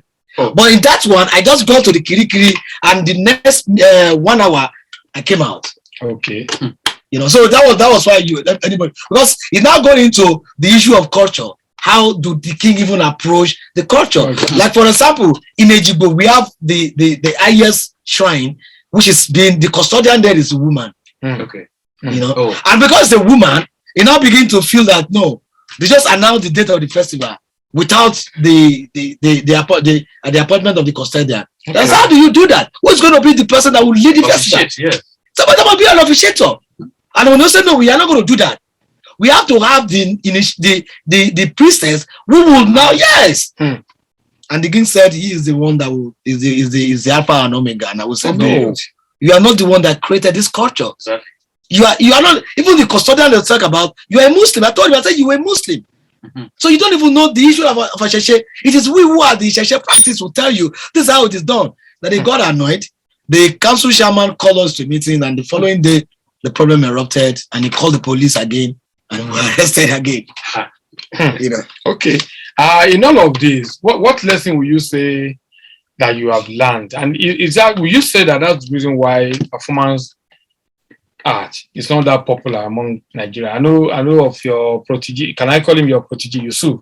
Because he's always paying obeisance to you, but not many. I know of Natasha. There are some women who are coming up with it, but not. It's not that popular. Because performance art is not like what you hang on the wall. People come and pay, or at the auction. If you're not careful, it is gone. You perform it. It is how do you say, ephemeral? Yeah, it is ephemeral, but he has traces. Okay. So is that the reason why we don't have so many? The problem is the performance practice is not in the school curriculum. Oh. I mean, the performance and the visual art performance. Yes. None of the university is teaching it in Nigeria. If you go outside the country, you're going to see a lot of universities that teaches it. I just told you now about the 3 universities in Amsterdam that I went to teach. Also postgraduate students. Okay. And there is almost about PhD students abroad that I've done project on my work. If these universities look at it critically and said if they want to be sincere to the identity of Nigeria, because somebody said that if you want to consider the local content, performance must be the first thing that must be part of our own curriculum, because that is a practice that is original from us. That you don't need to borrow anything from that. That is our practice. Like you could see how I collaborated with Ashabi Oje in my work, and you see the content, you see the strong energy she was bringing in. A lot of people were amazed.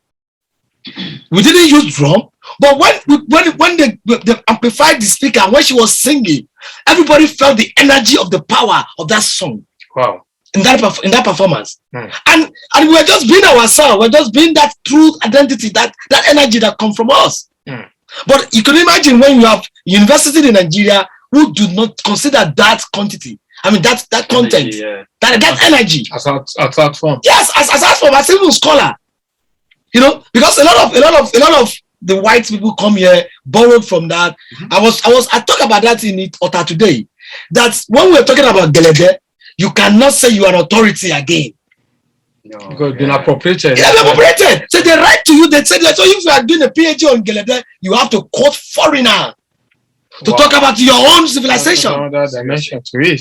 It is sad. Honestly, it is sad. It's not just for Gelede, it's for virtually everything. That's what I discovered about Osun Osogbo. Practically everything written is by foreigners. So a lot of the shrines are misspelled, a lot of the names are misspelled. It's a problem. It's actually a crisis that we have in the culture, that even our reference points, the things that we cite, the research, is mostly done by foreigners who don't speak the language, by the way, and they render a lot of things wrongly. But is it a question of okay, so it's not the problem of the artist now, is it the curriculum? Is it the way we teach art or how? I mean, where do we? I think we don't have enough scholars actually doing their work and their research on indigenous culture. We don't have enough scholars. We don't have enough scholars of our Nigerian scholars, for instance, writing about a place like Osun Osogbo, doing their doctoral research on Osun Osogbo and places like that, or the Gelede, or Well, with Gelede, we're lucky because we have some books written by Nigerian scholars. So I'd like to come to the Gelede Festival anyway. Okay. Wow, that would be fantastic. That would be fantastic. Yes, you have to pass through the crucible to get to Ota. By next week, I will announce on the. There's no road to Ota now. So why are you inviting? You know that I saw Gelede. I saw Gelede in K2 earlier this year in the Benin Republic. I saw that. Okay. So I'm yet to see Gelede in Nigeria, and I would like to. So I look forward. Thank you so much. You will be amazed. You'll be amazed. I'm just warning you that there's no road to Ota. They refuse to do the road to Ota. These are our Nigerian government. That's the most important road. They refuse to do it. Former head of state, former all the industries are there. There's no road to the place. So you can imagine. So when you are going there, be very careful. Be very, very careful. Or let's go with JELILI. And so that I don't shout it, the area boys on the road. No. There's no area boys. It's not like Lagos. Coming back to you, Jay. Mother, do you have any question for him before? Yes. When he was speaking earlier, talking about having members of the audience throw eggs at him, it made me think: has he ever suffered injury as part of these performances, which are quite, unusual and rigorous? And I mean, if people are throwing eggs in your face, things could, have you suffered injury? Are there any concerns? Well, of course, there is concern, just like I said, that the body becomes vulnerable. The performance I mentioned in Cape Town, which I titled, Come, Let Me Clutch Thee. For almost about 6 months, I was still feeling the rashes the oil, and even as I came back now, the pigment that I used, I discovered that it's giving me rashes now, maybe because the heat here is more than the other area. So, but of course, by the time you use your body as a material, you're automatically making it vulnerable to a lot of things. Maybe that's really many people are not going to it. Because in the workshop that I had, there is a lady that did one work. Then I started to say, "Can I see your palm?" And then I took the photographs and I showed them how because it was cutting some of this tree and it makes kind of a mark, and also can see some piece of blood. So I said, materials, the body as a material is becoming vulnerable, honestly speaking. But you choose to do it. if you choose to do it, then you also will know that it's your practice. Just like myself, of course. Like for example, when I perform in outside in the winter in Europe, you know, I feel so cold. But the thing that I wish I have never, I don't know, I don't want to ask somebody that each time I start the performance, I don't feel any pain. But it will be after that I begin to feel like the one I did Mokomoro, where I have heavy helmet. Yeah, that's the video. It's heavy. Even the fabric itself is heavy because they're all made of beads. But as soon as I put it on the body, I don't feel any pain. But let me see you. As soon as I am done, then I'll begin to feel pains from here, there, and somehow, you know. So, question. So most time when you perform in Nigeria, you know, it's public, you know, to a crowd. Yes. Which is hardly monetized. So how do you make money with this public art? Well, of course, it's very difficult in the beginning. But right now, I think I have. I'm comfortable. Yes, I have already, you know, gone over that. The millions are rolling in. Well, I will give you one example. When I was invited to perform in Fenis Benali, if you know Fenis, they don't sponsor you. So it become very problematic to me. How do I sponsor? Then there is this foundation in one of these European countries, and who have been approaching me that I want to buy photograph documentation of one of my work. So I sold 4 photographs, each one $2,500. Wow. So 4 photographs was $10,000, right? Wow. So at the time, the congressional said, okay, because you are performing in Fenis, we will buy additional 4 from the performance that you are going to do. So I got $20,000. Okay. From just one performance. Okay. You know. So and even right now, because I made a great image sculpture, like my forefathers have been doing, so which museum can acquire some of this sculptural pieces. So I could sell those sculptural pieces in a big amount of money. And also because I am from the visual arts, so I draw a lot. So I put my concept in drawing. Right. So right now I sell the prints of those drawing, 300,000, 400,000. So it's just like I tell everybody. So performance give you that possibilities of I mean, you know, transforming it into different kind of things you want to. I can also sell the video. Right. Yeah. But what I do right now, because some of us have to understand that I have family now. Yeah. So I am building. So I've already built a museum. So most times there's some works that I don't sell. I keep them there. Right. For those my children will also would know that they have treasure from their father. You know, so I'm creating aura around my work now, and become really. I did a performance that called "I Am Yoruba." Yeah, I created a moving museum with that. All the civilizations, all objects, most of the objects from Yoruba, I install them in like a moving museum. So I perform with that, and it's a very big work. Yeah, that I know if I want to sell it, honestly, it cannot be more than 10 million naira. Wow. Yeah. So and right now I'm looking for a museum outside the country, because there's no museum in Nigeria that want to put it there, because one is talking about the Yoruba nation thing. Oh. They won't want to put it there. Okay. Yeah. But it's a way of contributing to that dialogue. And I have contributed to that dialogue. It's going to be shown worldwide in Amsterdam. You know, I will discuss that with you. The Prince Claus are doing that 25 years anniversary. Okay. And then since I'm one of the laureate, I'm one of the laureate, so I was asked to contribute to the piece. So I did the performance here, shot the video, and it will be screened. So I want to also be screening live in Ejibo. Okay. Yeah. The day they are doing it. Then I will hang the flag. You will see the sculptural piece. And the flag is the flag of the Yoruba. Because to be sincere, if Yoruba want to stand, we will not be in the extinction, we should have our own country, where the philosophy of Yoruba will be taught directly in the university. Because Yoruba is deep. For example, I was telling somebody about if somebody died, I was like, Ogbe Mimi. Ogbe Mimi. Swallowed his heart. Can you imagine? Can you see that metaphor? How that language has been able to tell you that it is horrible to hear that somebody died, but I said no, he swallowed whether the soul or the art. Yes, swallow the soul. Swallow the soul. So and this is dying. The soul. You see, the energy of that language is completely dying. So if you make that language, like in my own home, I told, say, if you are coming into my house, my children, don't speak English, speak Yoruba, so that when you understand, then if you are, for example, you're a poet, you translate that directly into your poetry.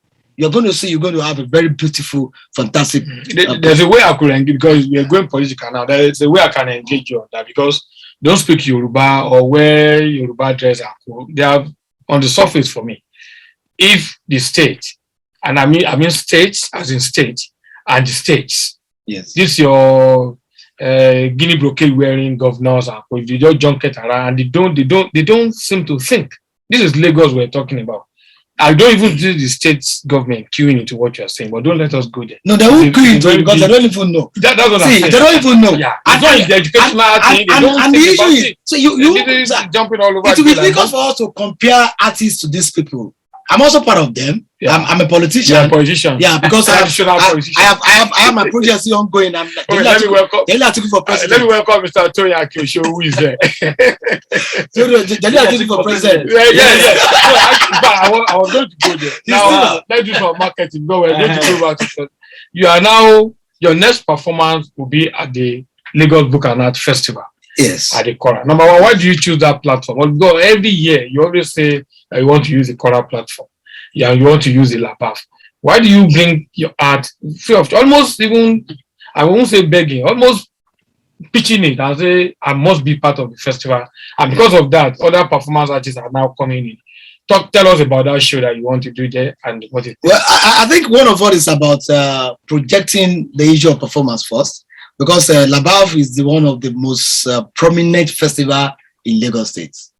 And that means that it has positioned, it has stayed for a longer time. And being there, it has created a platform where some of us will be able to say, yes, I'm going for a festival and it's local and it's contemporary, you know, and also have this content of a lot of robust discussion about art. And so, and also, you know, that I'm one of the prominent artists. People don't have that flair for it, for performance. They don't see it as a practice. And so by constantly going to that platform, and we made them to know that there was a performance by JELILI ATIKU there, I want to go and see. So it made them have that confidence that, no, I can show my work, you know, in activities like that. Okay. And so that is it.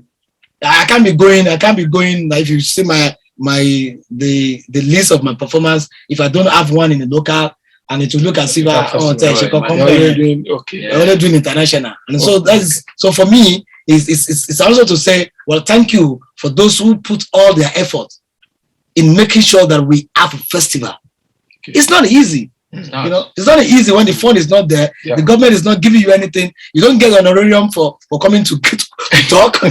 So you will say whether they are collecting tickets and say, no tickets. So you just come to enjoy creativity for free. Yeah. Okay, so on November 16 now you'll be doing that performance. So yes. What's that performance? Because there's also a film attached to it. Yes, the performance is titled Mokomoro. Oh, is that not the one you did in the Netherlands? It's the same thing. Okay. Yeah, it's the same thing. And I call it nomadic performance. And it was as part of the thing that it will be in Europe and also be in Africa, and which is of course in Lagos. It's about open up discussion about COVID. You know, the issues of this of COVID, and the prominent question that I'm trying to push out is, tell me the truth about COVID. Let us know the truth about it. You think they are lying to us? Well, I'm not saying they are lying. Please, does Mokomoro mean I tabled the matter to discuss, to have a debate? Yes. It's like I have. It's one has gotten like kind of a research that you have a lot of information that I want to share so that we can talk about that. Okay. Mokomoro. So that's what we call Mokomoro. Yes. Okay. Yeah. So or is it also Bioroba Fagbo, Igbo Fagburu? That's the professor. It's that counter dialogue and discourse. When you bring something to the table, it brings other things to the table. Or a local Mokomorua. I think is that not the Is that not the spirit in which it Okay. Yes. Because Mokomoro is in everyday Yoruba language. I've heard people say that before. Mokomoro, Modeba Mokomoro, Mo Sobai. Yes. Okay. Yes. Oro. Okay. I think the beginning of it is Oroloko Mokomoro. It is the discourse that you bring to the table that actually brought about other You become talkative. Okay. You're quite right. So perhaps one can translate that to mean dialogue or something like that. Yes. Okay. Okay. Yeah. So it's a dialogue and counter dialogue. Dialogue and counter dialogue. Okay. Yes. Oh, okay. So in doing that show, now it's what you had there. Then there's a film that's attached. Yes, there's a 4-minute film. There's a 4 minutes that was like Izuka's interview. That's a filmmaker in Netherlands. You know, when he saw the work and said, "No, I'm interested. Want to make a film out of this." And so they came and we had a 4 minutes film, which was also include a very deep conversation about globalization, about identity, and also about the relevancy of the body. You know, and just like our Mama Molara asks about the body. So I explained that more in that film. You know, the beauty of it is just short. And the lady that actually did that film actually did a film on Sophie, Mama Sophie. Oh, Sophie Oluwole. Yeah. So she was there in Nigeria. So she has gone through just small minor parts of the essence of Yoruba philosophy. Okay. And so any person that come to Netherlands and is from Yoruba, you want to tap into that and say, please, can you please come, let's do something together. Okay. Become a Yoruba expert. Okay, I want to wrap this up in like 2 minutes. So, Molara, I leave the question to you because I still want us to go to just to talk about those festival programs and co. So, any question for Jelili? So that we just wrap it up there nicely. Yes. The idea of I've seen you perform in person before, obviously not enough times, but I have. But I've also seen a lot of those videos in different places all over the world, and I was wondering, how did you overcome any kind of self-consciousness about the body? Because to just strip yourself half, you know, to be half dressed on a square in Amsterdam, it's not something many people can do. So your relationship with the body and how you overcome that kind of self-awareness that naturally makes us want to, you know, hide or to do that. I don't want to show this body. Well, of course, like I just said, that to me, the body has become material and I must be sincere to it. You know, so if you are bare it naked, it's also to let you know that sometimes you must have to feel some part of things that I want you to feel. You know, so it all depends on the audience what they want to take from that. But of course, there's a lot of challenge to it. You know, that challenge has to be determined. So no shyness whatsoever is really what I'm getting at. Well, just like because sometimes he's naked. The one with the gold body, the man was naked. You were corrupting our young people. Yes. It's just simply that just the material. As soon as I finish, then I become Jelili. Okay. You know, when I finish the performance, I become Jelili. Then the other things come. Then that's issue of, you know, being there, and it's also to my own self. Prophecy must have to be observed. Okay. But as in the space, it become a material. Okay. Okay. Forgive me for asking one more brief question. Is there an intersection between what you do and being the person that carries the echo of the egungun? Is there an intersection between what you do and being the one that carries the egungun? Especially when you talk about not feeling the pain while you are actually doing it, but later you become mortal again, you start to feel the pain. Yes, I've said several times that because I am involved, because my body is there, and my body is sacred, because I go through a lot of rituals. And so when I go to a lot of rituals, I'm bringing that body into, you know, and as a material, as an action. Oma, you feel that content of obe in the obe.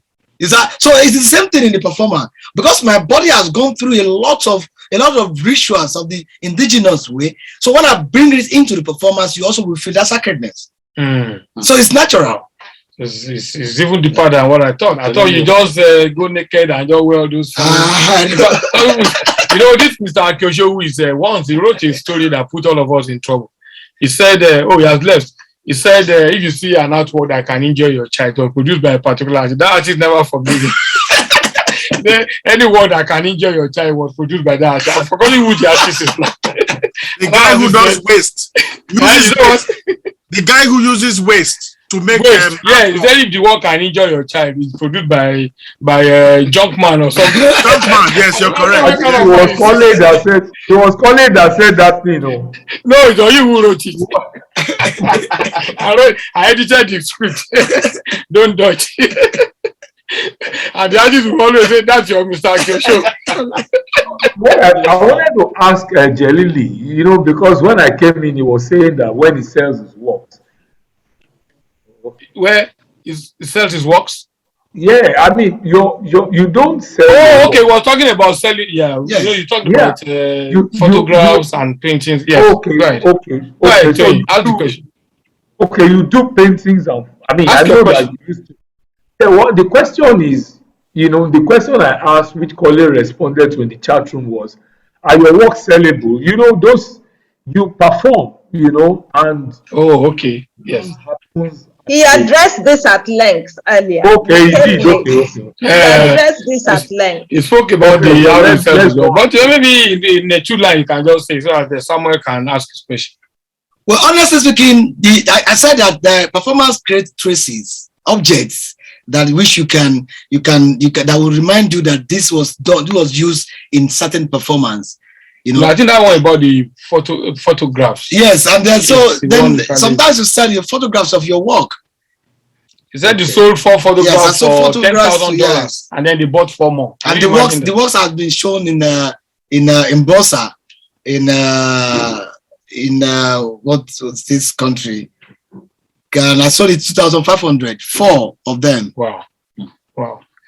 You know, the first time Tony went to Joburg Biennale, which was created by late Oku Enwezo. Okay. And he sent me some picture of don't want to put a t-shirt on the flank, put 2 shoes. I said, I said, this man must be crazy. And you know, they have become so big. That time they were still new, and somebody went and hung the flag in the toilet. Exactly. I say it's an artwork, and I say, what kind of art is this? But you know, all these installation, conceptual art. Yeah. At that time, I was so scoffing at it. I said I would not publish them, but you know, I can't even say where they are now. That's the nature of art, you know.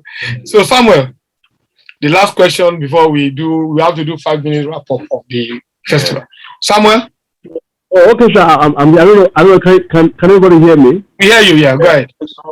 Everybody. Yeah, I think I have basically 2 questions. The first one is I would like to make a reference to what happened between Jelili and Oba Morufu. Oh, but he has answered it now. Yes, I wanted to know if there has been a sort of cordiality. I mean, okay. Did you make up with the Oba? Especially because he's also in the line of the royalty. I wasn't fighting with the Oba. I told him several times. I wasn't fighting with him. Okay. I was reacting. If we do anything again, I will still react. It's just being simple human being. Okay. If you do something that pinch my conscience that make me uncomfortable, I will say, Kabesi, don't do this. So it's your cousin. That's why many of us were shocked that you thought we were fighting. Your uncle will be your cousin. But when you go into the other side and you're making the whole world more uncomfortable, then I can't say because my cousin I shut my mouth. No, okay. I have to be sincere in most of the things that I do. Okay. So Samuel, your second question. The second question is this: I came across Jelili. That was sometime in 2011.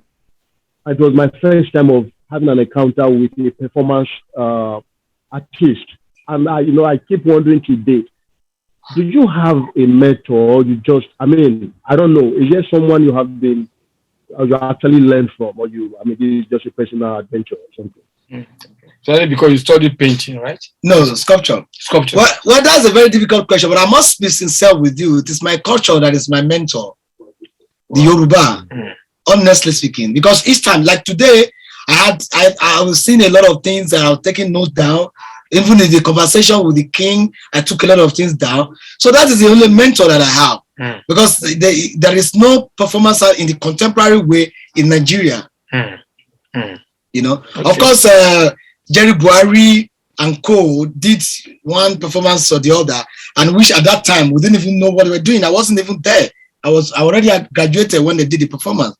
You know, in Zaria. Yeah, in Zaria. Okay. Yeah. Okay. So and Masha Kure also did a performance in Goten. Oh, it's Goten too. When she wore the black. When she wore the black. Black. But at that time, it didn't mean anything to me. True. We didn't so it was now that I begin to reflect back and say, wow, that was what she was doing at the time. Yeah. You know, I have to write her and say, Masha, you have to tell me some things about this, your performance you did at that time. Then later begin to put all these things into book. And people will know that it didn't just start like kind of the vacuum. Okay, the work is referencing was a visual art exhibition at the Goten too. Yeah. And the audience were standing in the garden, and these black widows.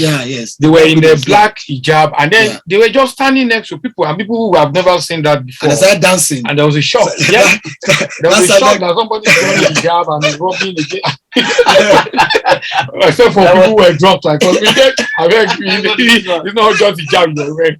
But there were some people who ran away from that place. Yeah, and at that time, none of us don't understand that performance was so revolutionary. Because it was talking about the point that you keep women indoor. And you don't allow them to interact, so they could also dance. They are like they also feel that's you know, that's energy to dance, and it's also to be part of what is happening in society. But you know, there's another thing, that art can only survive in a particular environment. If you take it to some community, she could run into trouble for doing that, bringing women in hijab. But anyway, it's the nature of the art. Ngozi Shomas did a performance at ArtX, I think 2019. Okay. Yes. One with water being poured on her and things like that.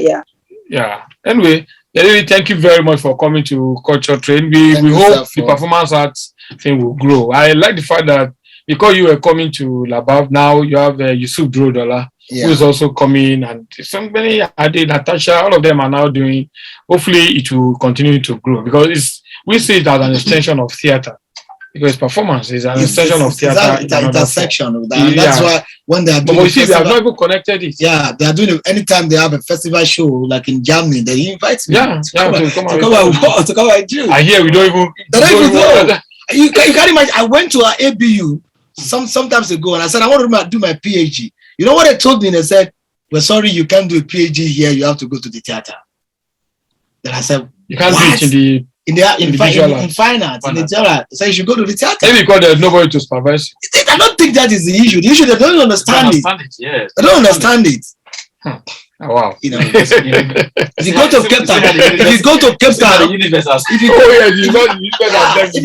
Cape Town, I lectured in the Amsterdam Academy of Theater and Dance. The last time I go, and if you see the product of the work that we did, it's amazing. Because the issue is you are bringing in visual art into the body, and when you perform with it, then it changes the entire scenario. You know, and I showed them the videos of the Buto dance in the Asia, and how they transform the body into an artwork and put dance into that. And that's exactly what the Yoruba do. You know, so when the Egungun is dancing and you see the flowing fabrics and flowing with the beautiful color, is it the way they put that energy into that dance, then you will see it. And the words, the sacred words, the chanting go into that.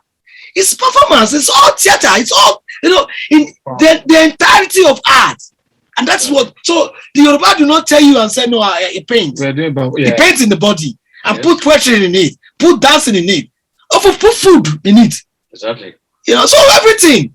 It's a totality of art. Wow. You know. Wow. I think we cannot exhaust this. I think there has to be another session, especially with Jelili. So to come and break down performance art for us in there. But you know, because of time is not our friend. So we were talking about the festival. I think we just run down and then we find time to. Exactly. So after that, after Lagos International Poetry Festival, we have which is next.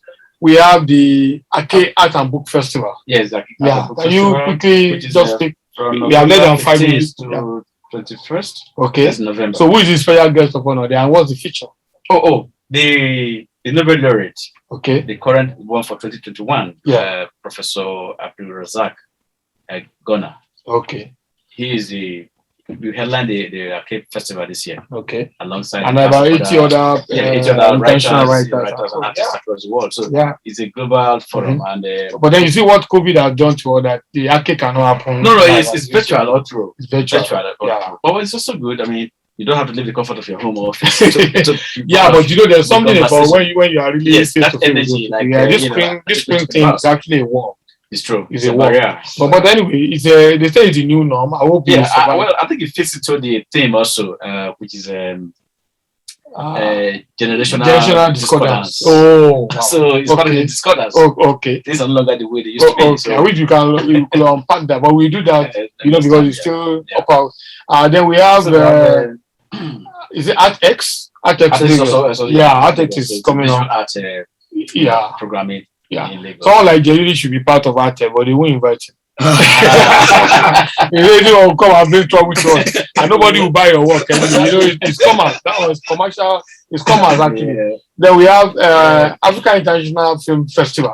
Africa. That's in I'm surprised about Africa, because Africa normally will be all over the news and there's no silence.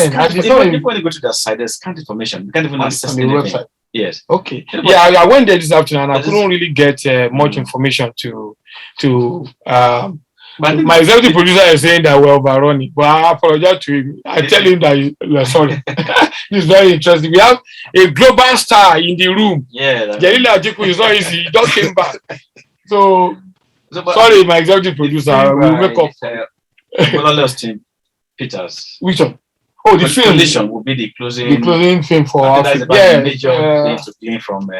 It's written by James Samut, and I'm surprised that they've changed the title now to Collision. I thought the title before was Palava, and I thought that would have been more catchy. But they say it's Collision. What I mean, you never know what sponsors want.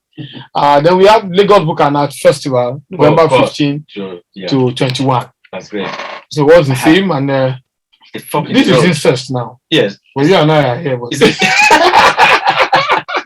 right. A Fork in the Road is a theme for Labab this year. Okay. I suppose it has. I'm going to ask you to come back next week. We have to now talk about all this. Yeah, because we're rushing through and them. Then Anna too. Anna will be holding this yearly convention. Anna. Anna at 40. Not even listed yet. Yeah. Oh, because they don't. Anyways, don't let me go there. Because we don't really get information about. And it's going to be unique this year because they'll be. Don't open a can of worms. Oh yeah. I blocked my mouth with Tony and I was going to say it. So it was celebrated in Abuja and it will be done at their permanent site. Actually, they're moving to their Mama Vasa village, writers village. Okay. In Abuja. So, but it's still controversial. No. Okay, no kind of worm. No worm of can. You don't go there. But I'm sure they are back. The Lucas side of the divide, whatever it is fully in charge of this property and this good thing. Okay. So I don't think there's any controversy there. Okay. And of course the Anambra State government is to set the price for Chinua Achebe. Yeah. So will it be launched there? Yeah, I think the price will be given during the convention. But I think that 1 million naira is wretched. Yeah. I can the whole state government. I can use the Achebe to 1 million. Even poetry slam at Lagos International Project is 1 million. Anna is also giving the Anna one is 1 million. Very paltry. Really. Why would they give 1 million for an Achebe? But my biggest fear is its continuity. After this government. Remember what happened to Port Harcourt? And the election is just on November 6th. Oh, so when the next government comes in February or March next year, you say you don't have 1 million. They may even throw it out the window. But you know that when we started the LABA, National Creativity Day, the government said they were donating 1 million. Then was a lot of money. The price was 1 million naira for Achebe every year. And Achebe said, "Don't give me the money if you not continue." Exactly. He told Joma Dupe, God bless their souls. Yeah. He said, "If you are not going to continue, don't give me." And when I think they gave him the 1 million, he gave it to a younger writer. He said, "Make this 1 million for younger writers. Ask me when I wake up what happened to the 1 million on the project." But that's what has given birth to Lagos Book and Art Festival, because we proposed a National Creativity Day to welcome back Achebe after the accident in 1991. It was returned in 1999. We said the way to welcome Achebe it's create a national open festival. Exactly. Everybody can bring. Achebe is our father, uncle. And they say, oh no, we'll do it. And Achebe warned them, if you are not going to continue, please don't do it. After that 1 year, in the story. Unless Achebe wakes up tomorrow. Lagos Fringe. Yes, Lagos Fringe, yes. We have just 2 minutes. Exactly. It's going to be from, what's it? No, Lagos Fringe is, November 28th to 30. Yes. Yeah. That will more or less wrap up, activities. No, there's a fashion art fusion. Okay. I think we have to do this thing next week. Yes. So Fringe will be November 28th to 30 at Freedom Park, and then we have the fashion art fusion at Oriental Hotel, which is created by, in fact, the designer of this dress, in case you don't know, the designer of this dress is Luzor, is Austin Imanku, my good friend. I'm his model, so he's the one doing that. And I think I told him that we might get him into the studio next week. Great. Also, yes. Okay. Thank you very much, Anote. My executive producer has been complaining that we overshot time. Now we're just less than 1 minute to go. But it's been really worth it. JELILI ATIKU, thank you very much. Thank you so much. Return, you have not rested. We're glad to see you. Anote, thank you very much. And I'm happy that the two of you are connected. These are Ijibo. Yes. So you have to talk. He lives there. He lives in Yeah, he lives there. Wow. So thank you very much, everyone who has been part of this. Thank you, Mara Wood, Professor Kole Adeoditola, Tony Akyosho, Samuel Osaze, and those who joined Shegun Adefila, Professor Mabel Nwerioma, all those who joined and how to leave for some other thing. It's been Culture Train on Spirit of Nigeria Radio, where we bring the diaspora up to speed. And next week, we're going to be here and we'll be treating some other thing. But I make a promise. The subject that we're not able to discuss today, because I mistakenly put JELILI ATIKU versus this. You should have been JELILI ATIKU for 2-3 hours. So next time there's so much to unpack from here. So we'll be back to discuss this. Anyway, in the festival season, so we have to continue to discuss this festival. Hopefully, Spirit of Nigeria to begin to benefit from one of, because it's always producer want us to collaborate with all these festivals. But the logistics of even getting people involved. But we'll get there. He says that's what the station is for the diaspora to know what is going on here, and then for them to start to key in what you say. Thank you very much. Culture Train is now sailing off, and then by next week we'll be here on Spirit of Nigeria Radio, where we bring the diaspora up to speed. Thank you very much, Dayo. Thanks for being behind the system. So see you again. Bye.